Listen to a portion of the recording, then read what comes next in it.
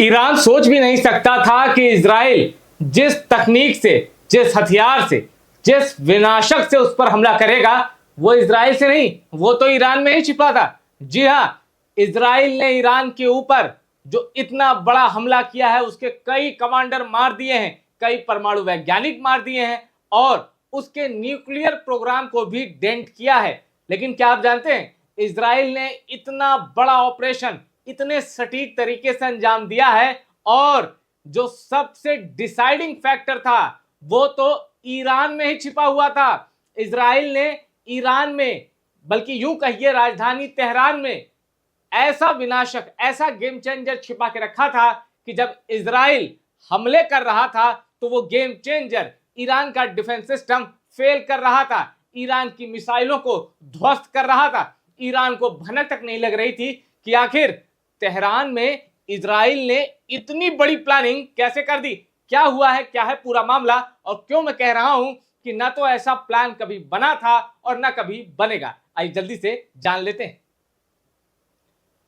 देखिए, Israeli official says Mossad drones already hidden in Iran. ये खबर का सिर्फ इंट्रो दे रहा हूं, जब पूरी खबर मैं आपको बताऊंगा चौंक जाएंगे कि आखिर कैसे तेहरान में ही इजराइल ने कुछ ऐसा कांड कर दिया था जिसकी वजह से ईरान का जो डिफेंस सिस्टम है वो ध्वस्त हो गया। क्या किया था बताऊंगा, लेकिन एक इंट्रो देखते हैं।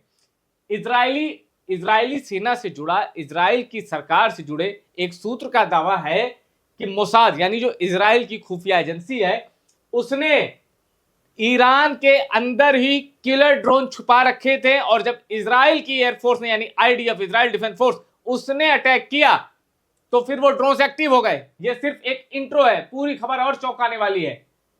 अब देखिए, Mossad setup drone base in Iran. Iran के अंदर ही मोसाद ने यानी इजराइल ने ड्रोन बेस सेटअप कर लिया। ईरान को पता ही नहीं कि जमीन उसकी है, लेकिन विनाशकों की फौज इजराइल की है, यह ईरान को पता ही नहीं चला। यूएवी यानी अनमैन्ड एरियल व्हीकल यानी drone, UAV were activated overnight to strike surface to surface missile launchers aimed at Israel। अब आप पूरी कहानी समझ गए होंगे। इजराइल ने ईरान के अंदर ही, इनफैक्ट तेहरान के पास ही ड्रोन सिटी बना रखी थी, ड्रोन बेस बना रखा था, ईरान को पता ही नहीं था। और जब इजराइल ने उस पर हमला किया तो जानते हैं क्या हुआ, ये देखिए।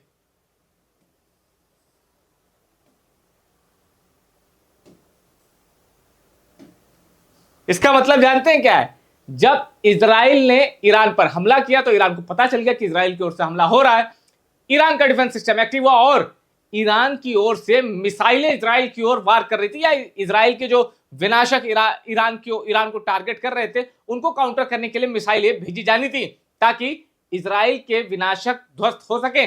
लेकिन जानते हैं क्या हुआ, जो मिसाइलें ईरान फायर कर रहा था इजराइल की तरफ और जिन मिसाइलों को इजराइल के जो हमला जो हो रहा था उसको टारगेट कर रहा था ईरान की उन मिसाइलों को उन ड्रोन ने मार गिराया।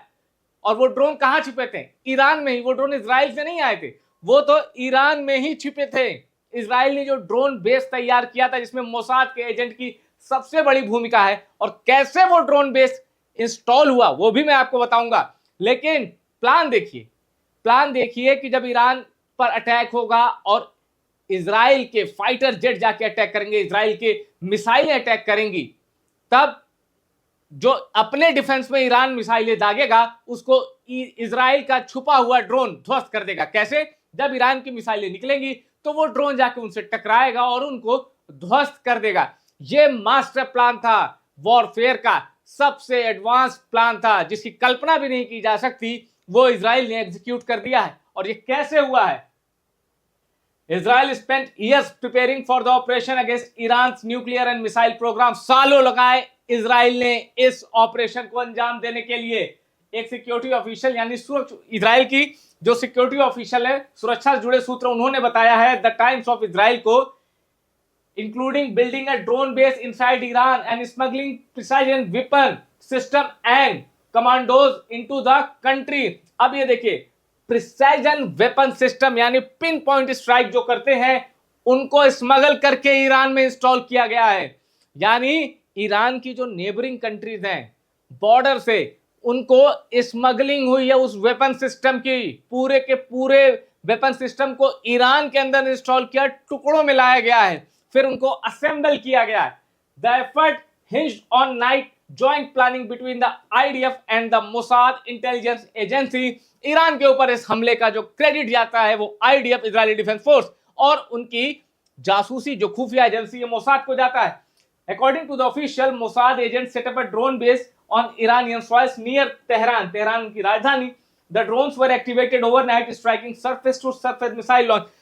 ड्रोन को जब इजराइल हमला करने वाला था उससे पहले ही ड्रोन्स को एक्टिवेट कर दिया गया था ताकि ईरान जो मिसाइल दागे उससे ड्रोन्स उस मिसाइल को नष्ट कर दें। यह था वो मास्टर प्लान इजराइल का जिसके जरिए आज ईरान तड़प रहा है। और देखिए कुछ और इंफॉर्मेशन मैं आपको देता हूं। व्हीकल्स कैरिंग वेपन सिस्टम वर स्मगल्ड इनटू ईरान, यानी गाड़ियों में स्मगल करके, जैसे गाड़ियों में आपने देखा होगा तस्कर सामान ले जाते हैं ना, कानून की नजरों से, सुरक्षा वालों की नजरों से छिपाकर, इजराइल ने बिल्कुल वही किया है। या तो घुस दी होगी या किसी की पकड़ में आए बगैर स्मगल किया है, सामान की तस्करी की है, वेपन सिस्टम की तस्करी की है इजराइल ने। These systems took out Iran's air defense and gave Israeli planes air supremacy and freedom of action over Iran। अब इस सिस्टम ने किया क्या? इसने ईरान के एयर डिफेंस सिस्टम को इंगेज कर दिया, अब उसको इतना बिजी रखा वो उसी में उलझता रह गया, और ईरान पर हमले के लिए इजरायली जो फाइटर जेट थे उनको एकदम मौका मिल गया। The third covert effort was Mossad commandos deploying precision missiles near anti-aircraft sites in central Iran।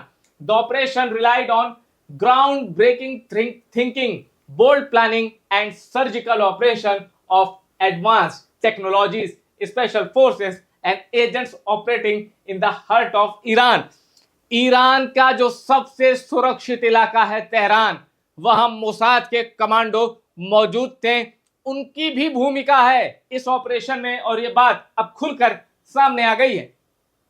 तो ये यानी ईरान में कुछ भी कभी भी हो सकता है, क्योंकि मोसाद उनकी जड़ तक पहुंचा है ईरान की। और ये यूं ही नहीं है, ये है डार्विन का सिद्धांत है ना, सर्वाइवल फॉर द फिटेस्ट। अगर इजराइल को जिंदा रहना है तो उसको पता है ईरान को तबाह करना पड़ेगा, और इसमें अमेरिका ने भी पूरा साथ दिया है, इजराइल का पूरा साथ दिया, लेकिन अमेरिका भी खुल के नहीं आया है, पूरा साथ दिया है अमेरिका ने इजराइल का। वरना इतने भयानक हमले के बाद डोनाल्ड ट्रंप क्यों कहते हैं कि परमाणु डील के लिए तैयार रहो। अब ये पूरा देखिए वॉशिंगटन पोस्ट का ये आर्टिकल है। At least several months ago, Israel's top spy agency, the Mossad, began to smuggle missile into Iran and secretly installed swarms of explosive drones deep inside the country। महीनों की ये planning थी और फिर ये दिन चुना गया इस ऑपरेशन को, इस ऑपरेशन के लिए महीनों की तैयारी थी। आपने देखा था हिजबुल्लाह वाले जब पेजर फट रहे थे तो तैयारी कितनी सालों पुरानी थी कि जिस कंपनी से हिजबुल्लाह पेजर मंगाता उसमें विस्फोटक इंस्टॉल करेंगे और एक साथ ब्लास्ट करेंगे।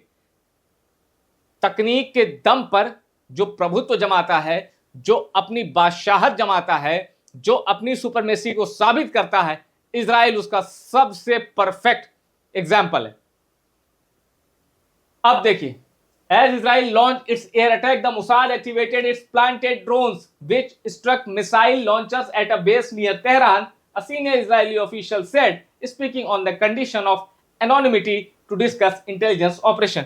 मैंने आपको बता दिया कि जैसे ही इजराइल का ऑपरेशन शुरू हुआ वो ड्रोन एक्टिवेट हो गया और उन्होंने ईरान के डिफेंस सिस्टम की हवा निकाल दी। तो ये थी पूरी कहानी कि कैसे इजराइल ने ईरान के अंदर रखे विनाशकों से ईरान का जो है बड़ा नुकसान कर दिया। अब ईरान भी ऐसा नहीं कि कोई कमजोर देश है, ईरान के पास अगर एटम बम होता तो इजराइल पे दाग देता, ऐसा कहा जाता है। लेकिन इसके बावजूद ईरान के पास लंबी दूरी तक मार करने वाली मिसाइलें, और इसके लिए चीन, रूस और नॉर्थ कोरिया की जो तिकड़ी है ना, इसका ईरान को थोड़ा बहुत सपोर्ट मिला है। अब ईरान बदला लेगा, बिल्कुल लेगा, लेकिन ईरान के पास वो काबिलियत नहीं है कि इजराइल के अंदर उसके एजेंट हो, इजराइल के अंदर वो ड्रोन इंस्टॉल कर ले, ड्रोन बेस इंस्टॉल कर ले, इजराइल के अंदर ऐसा घुस जाए कि ये ईरान के पास अभी इतनी काबिलियत नहीं आई है। और इसीलिए ईरान इस बार भी क्योंकि ग्लोबली उसकी बड़ी खिल्ली उड़ी है। उसके आप सोचिए, उसका आर्मी चीफ मार दिया गया। ये मतलब आप वैश्विक स्तर पर बड़ी फजीहत हुई, बड़ी बेइज्जती हुई ईरान की।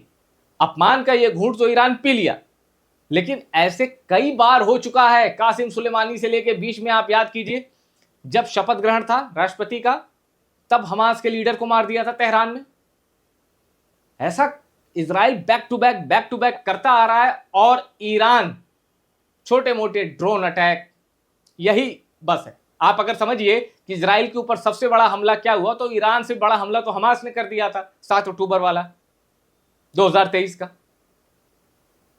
तो ये चीजें बताती हैं कि इजराइल के ऊपर ईरान जो है उस हिसाब से काउंटर नहीं कर पाया जिस हिसाब से इजराइल ठोकता है ईरान को। तो अब अगर ईरान को एक निर्णायक जवाब ईरान की ओर से नहीं आया, तो यह मत समझिए कि इजराइल अपनी जीत मानकर चुप हो जाएगा। इजराइल फिर हमला करेगा और इस बार वो ईरान की कमर तोड़ देगा। ये रिपोर्ट आपको पसंद आई तो इसको शेयर करिए और टॉप सीक्रेट को सब्सक्राइब जरूर करिएगा।